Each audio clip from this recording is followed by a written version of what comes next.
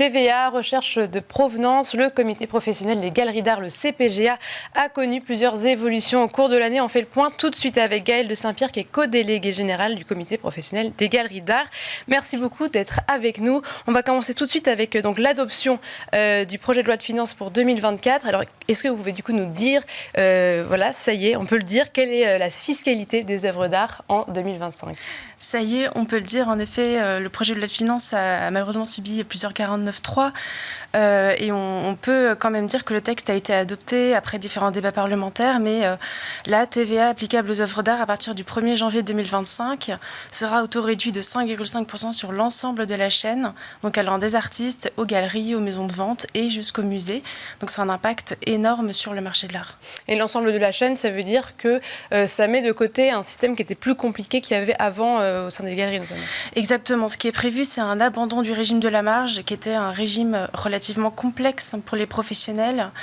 Donc finalement, c'est vraiment une harmonisation des taux applicables aux œuvres d'art qui est vraiment prévue et une clarification finalement du système qui est tout à fait bienvenue pour les professionnels. Voilà, les galeries, le CPGA en tout cas soutenait cette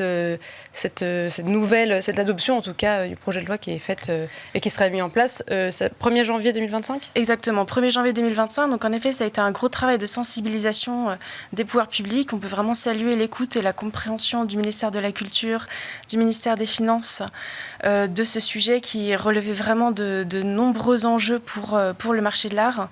Finalement, toutes les organisations professionnelles du marché de l'art étaient réunies autour de la table, des artistes jusqu'aux foires, en passant par les galeries, les maisons de vente, les fondeurs d'art.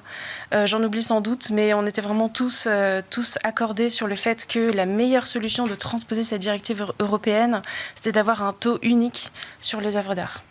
Et autre volet du travail du CPGA, c'était d'apporter un chapitre concernant les recherches de provenance au sein de votre code de déontologie. Tout d'abord, le code de déontologie, qu'est-ce que c'est ? Qu'est-ce que ça a comme application concrète au sein du secteur des galeries ? Alors le code de déontologie, c'est vrai que c'est un outil assez unique qui n'a pas de valeur légale, mais qui pour autant est vraiment de plus en plus utilisé par les juges dans le cadre de contentieux du fait de l'absence de relations contractuelles souvent entre les acteurs du marché de l'art. Donc le code de déontologie des galeries d'art a été mis en place par le comité professionnel des galeries d'art, donc qui est une organisation professionnelle de galeries qui existe depuis 1947. C'est un outil qui a été réfléchi depuis les années 70, qui a vu le jour dans les années 90, qui ensuite a été refondu à plusieurs reprises. Et tous les ans, le chantier est toujours ouvert. De nombreuses réflexions viennent enrichir le code. En 2019, on a ajouté des préconisations en matière environnementale pour les galeries. Cette année, donc, c'est vraiment la recherche de provenance qui rentre au cœur des priorités des galeries.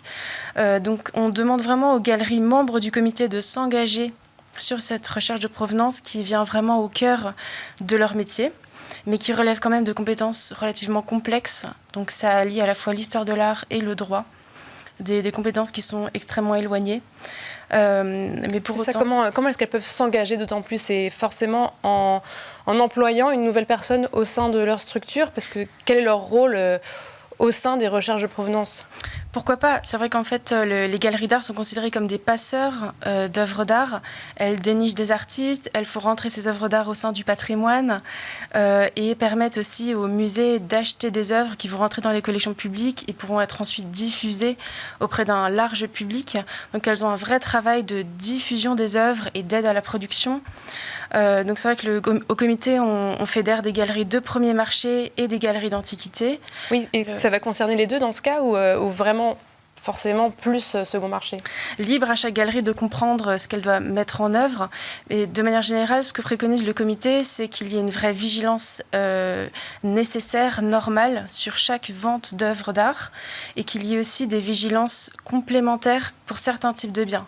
Donc, typiquement des biens qui datent d'avant 1945, qui peuvent en effet...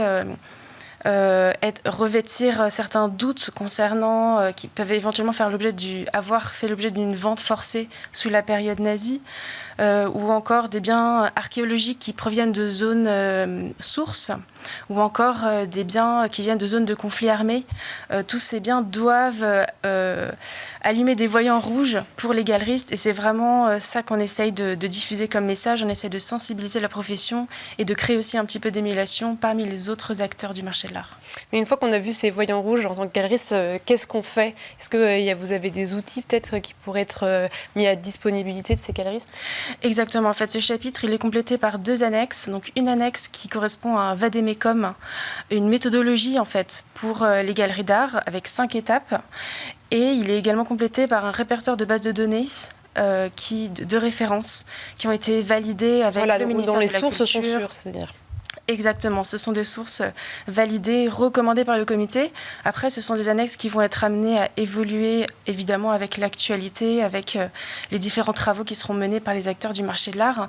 Et une des priorités aussi du comité, ça a été de collaborer avec des formations qui sont en train de se mettre en place. Par exemple, le diplôme universitaire de Nanterre, qui pour nous a été un partenaire formidable, puisqu'on a pu avoir un échange avec les étudiants, avec les professeurs, pour valider aussi ce chapitre, voir si la rédaction était bonne, les termes étaient bien choisis.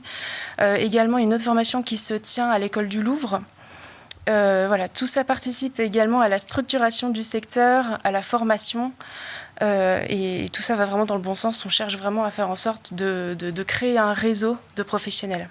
Et si vous avez écrit ce code de déontologie concernant les recherches de provenance, est-ce que c'était parce que les galeristes étaient très peu alertés jusqu'à présent ou tout de même vous sentiez qu'il y avait la majorité des galeries qui sont rassemblées dans ce comité qui étaient assez alertes? Non, pour l'instant, ce travail est relativement accompli, mais il faut aller plus loin. En effet, on invite les galeries à continuer leurs efforts, à approfondir leurs efforts. Et en fait, cette formalisation au sein du code de déontologie, c'est un peu gravé dans le marbre, mais c'est pas pour autant que cette vigilance n'existait pas. Et souvent, les institutions muséales s'appuient sur les galeries pour mener ces recherches de provenance. Donc, il y a une vraie collaboration publique-privée à observer. Voilà. Et là, pour terminer cette interview, est-ce qu'il y a des freins auxquels vraiment il faudrait réussir à passer au-dessus, qui sont encore très présents aujourd'hui? De manière générale, il faut en effet améliorer les moyens mis en place. C'est vraiment une question de ressources financières, du coup? Exactement, des ressources financières, des moyens humains, des moyens financiers, la structuration d'un réseau. Donc on a essayé de mettre en place ce partenariat avec le diplôme universitaire de Nanterre. De manière générale, il faut que les acteurs se mobilisent, que les étudiants, en effet, puissent bénéficier de ces formations, qu'un vrai échange puisse se faire entre les professionnels et les étudiants et que des postes soient créés. De manière générale, les galeries d'art sont prêtes à collaborer avec ces étudiants, mais c'est vrai que c'est une formation qui va être relativement exigeante, comme je disais tout à l'heure. Ça conjugue à la fois l'histoire de l'art et le droit, qui sont deux compétences très complexes. Merci beaucoup Gaëlle de Saint-Pierre d'avoir été notre invitée. Je rappelle que vous êtes co-déléguée générale du comité professionnel des galeries d'art. Et quant à moi, je vous souhaite de très belles fêtes de fin d'année et à très bientôt sur Art et Marché.